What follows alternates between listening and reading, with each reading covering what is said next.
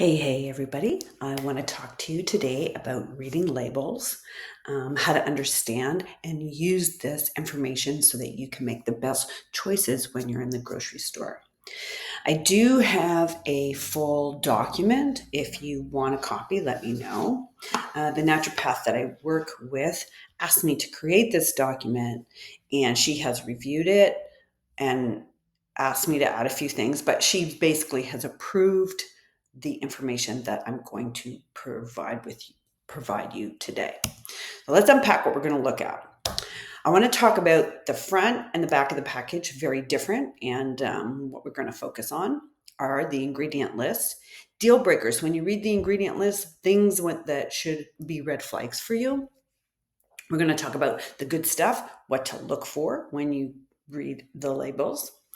And I want to spend a little bit of time speaking about specific things you should look at, like protein, fiber, fat, and nitrates. I'm going to give you a little tool or a reading label hack that you can use to quickly identify if it's a good source, good quality food product for you. And then we're going to look at samples, which to me are the best part, blow your mind. I remember one of my nutrition courses, we looked at labels and talked about samples, and it's quite mind-blowing. Okay. So when you pick up, now, of course, the outside of the grocery store is the best thing to shop for. Your vegetables, your fruits, stuff that doesn't have labels, guys, that, meat, that just comes from the ground. All that is good. This is going to apply when you pick up something like a packaged food. Okay. Now, the front of the package is not regulated.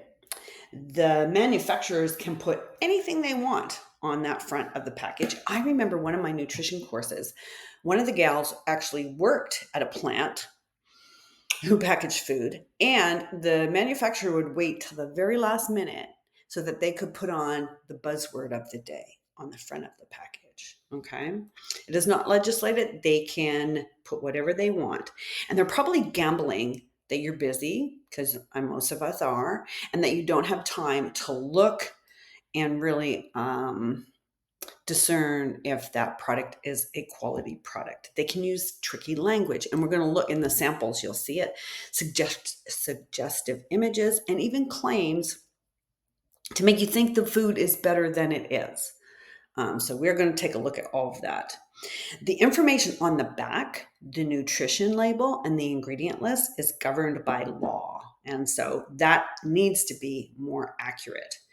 And it's typically the presentation, the information on the back, the nutritional information is typically based on a diet of about 2,000 calories. Most of us ladies aren't eating that much, so just be aware. And we're going to talk a little bit more in depth of that next. Okay. So I'm going to ask you that you prioritize ingredients over calories. Okay. You will find an ingredient list on the back of that package. It's a pet peeve of mine, and not to their fault. Many girls come and they're so happy they found a 100-calorie cookie. But if you look at the ingredient list, often of those 100-calorie cookies or the low-calorie processed foods, they're full of chemicals and shit that your body doesn't recognize. And it just puts it in fat stores. Okay. So you would be better off eating 200, 300 calories of a whole nutrient dense food than you would your 100-calorie cookie. Okay. The other thing to look for is the serving size. Now, you're going to find that in the nutritional facts up there where you see like how much calories per serving, how much fat. Pay attention to the serving size. Often for like a pizza, they'll give you the calories for an eighth of the pizza, but nobody eats 1/8. Right? You typically eat maybe a quarter or half. And also potato chips. That's the other thing. So they might give you the calorie count for like 27 chips. And often it's about 270 calories for 27 chips. That's 10 calories a chip. Okay. So pay attention when you're looking, oh, it's only 80 calories. Yeah, but 80 calories for how much? Well, that's very important. Okay. Let's talk about the deal breakers. When you do turn over the product and you look at the ingredient list, if there's more than 6 items, may be suspect for not a great product for you. Okay. If when you read the ingredient list, if you can't draw or pronounce the ingredients in the list, probably not a very good product for you. And I always say to clients, if the product has a shelf life longer than your own, you probably don't want to eat it. Okay. Look for words OSE, glucose, fructose. Those are all sugars or syrups of any kind, lots of sugars. High fructose syrup can damage your metabolism. Artificial sweeteners. Look for hydrogenated or partially hydrogenated. Those are trans fats, and we're going to talk a little bit more about them later in the presentation. Canned foods often have BPAs in the lining of the can, and I don't have this on the slide, but they can leak into the food. If I can, I will pick a bottle. For olives is a good example. So I'll get the bottle of olives before the can of olives. Look for nitrates and nitrites. We're going to talk more about them a little bit later on, but they have been linked to cancer, and I'm going to explain a little bit more where you find them and what foods typically contain them. As I mentioned, high fructose corn syrup, hydrogenated oils, and artificial sweeteners can hinder your hormones, and best to stay away from them. All right, let's talk about the good stuff, what we should look for. When you can, look for non-GMO products. Now, if it's non-GMO, it probably says so on the front of the package. If it doesn't say non-GMO, you can assume it's genetically modified. Now, what that means is, well, first, let me say, most of the soy, corn, and wheat that we eat here in Canada and in the States, in North America, has been genetically modified. And what that means is they've embedded our food with things like Roundup and stuff that's going to make the crop grow. It makes it more hardy.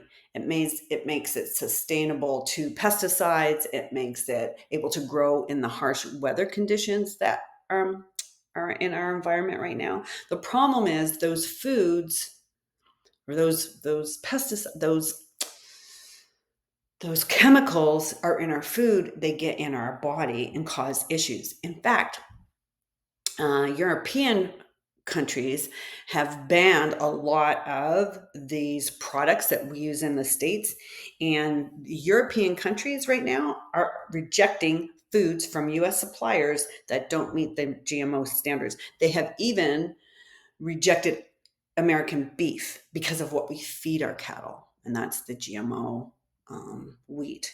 Now, there is a documentary, I believe it's on Netflix. What's it called? OMG GMO. If you want to understand more about the genetically modified foods, you can look up that documentary. All right. Look for foods that are high in protein and fiber. Okay. So if the product contains more fiber than carbohydrates, and so this is where you're going to look at the nutritional value. Okay. So up there, remember where we saw the serving size? Underneath that, it will tell you for each serving size, how many grams of protein, how many grams of carbs, how many grams of fat. So if you look and the product has more protein than carbohydrates and more protein than fat, it's a better choice for you, particularly if you're trying to lose weight. Okay. Fiber that contains less than 2 grams are not the best choice.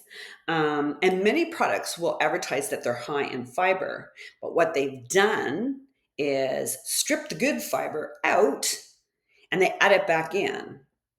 And according to Precision Nutrition, Many of the fortified vitamins, like vitamin B in cereals and stuff, they're synthetic, and some of them have been extracted from petrochemicals. So they will not absorb in your body like a natural fiber would, or a natural um, vitamin. And the way you can tell that, again, is looking at the ingredient list. If you see a lot of chemically listed things you can't pronounce or draw, then it's not a good choice. All right. And here's a quick little hack you can use. Add the fiber. So you're looking at the total fiber, total protein per serving. Add that up and subtract that from the number of total carbohydrates. If the number is less than 10, you can be sure the food is less detrimental than other foods. So if it's less than 10, it's good food. And it will probably do a good job of controlling your hunger, energy, and cravings. The lower the number, the better, and negative numbers are the best. All right, we're going to look for gluten-free, particularly if you're celiac, okay?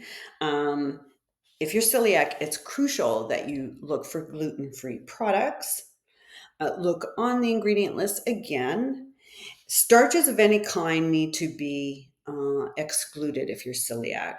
Arrowroot, tapioca, potato, those starches are sugars, and they can be a source of gluten. And a lot of the bread we buy does contain those particular products. We're going to look for unhealthy fats. And I mentioned this before. Hydrogenated fats were created by companies to improve the mouthfeel, to make food more addictive, make it more feel palatable, and to increase the shelf life. But naturally occurring fats usually don't get hard at room temperature. These trans fats will block the cell membrane and make it very tight, and it's been linked to heart disease, increased cholesterol, cancer, and other diseases. And it can affect your metabolism because the cell inside the cell, the center of the cell doesn't talk to the other cells as well as it could, because the membrane is clogged due to these trans fats. So look for like hydrogenated fats, such as margarine, shelf-stable cooking oils like safflower, canola, corn oil, too much omega-6 in those products. And if the product contains less than 0.5 grams of trans fat, they can declare it as zero. And I think sometimes that's why the serving size on the potato chips is so low. So they don't have to claim the trans fats, but if you have 3 or 4 servings, you probably are ingesting, a lot of trans fats, but you might think you not had any. I wanted to talk about nitrates. So they are typically added to deli meat, ham, bacon, sausages contain nitrates. They're a preservative that's going to help from bacteria from growing. But they're a chemical compound, and they've been linked to many diseases, including thyroid cancer, and other types of cancers, leukemia. So when I'm buying deli meat, you can ask for deli meat you can ask for deli meat that does not contain nitrates, nitrate-free deli meat, and they usually have some. Now it's a little bit more expensive, but it's probably worth it so that you're not ingesting these compounds. All right, so let's go ahead and look at some samples so we can see what we're talking about here. So healthy choice, all natural. And my little picture, there's a check mark behind here, like Heart Smart, and there's a little check mark. Well, this product contains 74 ingredients, 7 grams of protein, and 18 grams of sugar. It's not a healthy choice at all. Let's look at oatmeal. Again, my little picture, can I move it?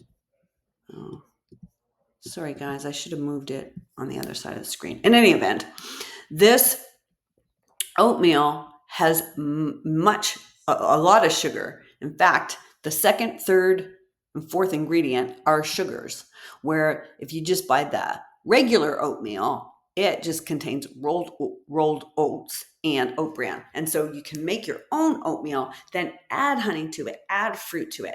Much healthier choice than this maple and brown sugar. And there's a lot of like there's gum and there's other chemicals and stuff you can't draw in there. This is really interesting. So peanut butter, so you can get peanut butter that only contains peanuts. Yay, that's perfect. Then you can get some that has sugar. There's your hydrogenated vegetable oil, which we said we don't want to have. It's not good for us. It's going to clog up our cells. This one has oil, maltodextrin, icing sugar, a hydrogenated oil, and salt. And this one's even worse. It's got everything, all kinds of stuff. And then some mono diglycerides. No. Again, healthy heart. This guy has 14 grams of sugar. Now there's one teaspoon of sugar equals 4 grams. So each bar has about 4 teaspoons of sugar in it. And if we look at it, we've got some oats, rice flour, then corn syrup, that's a sugar. Raisins, then corn syrup, another sugar. Fructose, another sugar. Canola oil that we said was bad for us.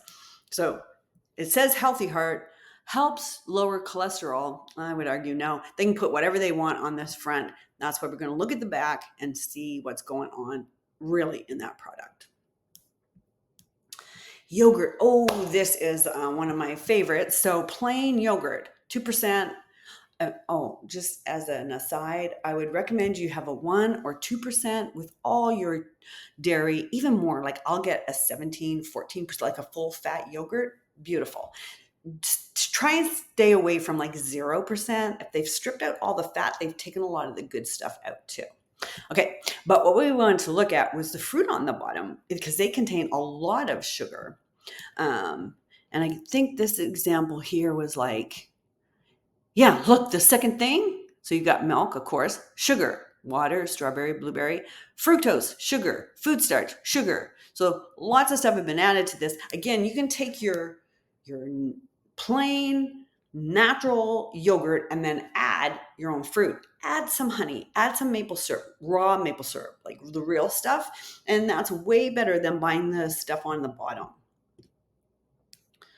Juice. Second, third, and fourth ingredients are sugar, and they're not natural sugars. See, modified cornstarch, corn syrup, sugar, and then natural ingredients and artificial ingredients. And they added back all the vitamin E and vitamin C that's already been stripped out. You know what? Eat a piece of fruit. You'll be much better off and healthier.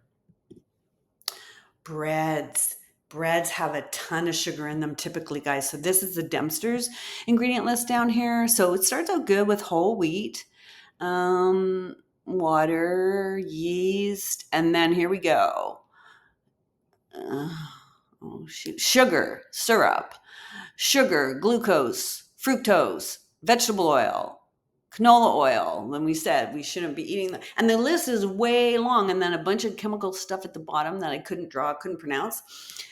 Where if you're either you can get your bread from the bakery and read the ingredient list, like Farm Boy bread, Sobeys bread from the bakery, super good. They have a cranberry one, super good. I bring it home. It won't stay. Like, just think of your grandmom too. When she made bread, she put it on the counter. It wouldn't last for, weeks, right? A couple of days. So I bring my bread home and put it in the freezer, and then I just take a slice when I want it from the bag in the freezer. Or you can find clean ingredients in the bread if the bread is in the freezer, like Ezekiel bread. Now it does have wheat, so it's not gluten-free, but the Ezekiel bread is really good quality. You have to buy it in the freezer. And the reason it's in the freezer is it doesn't have all these preservatives to keep its shelf life for weeks. Okay, and I think that's my last slide. It is. I hope you found it helpful. I hope I hope it was logical and made sense. Let me know what you think. If you've got any questions, I'd be really curious. reach out to me and ask. I'd love your feedback. I'll retake, like if I can retape it if needed. Yeah, so let me know what you think, guys. I'm really interested in your feedback. I'll talk to you soon.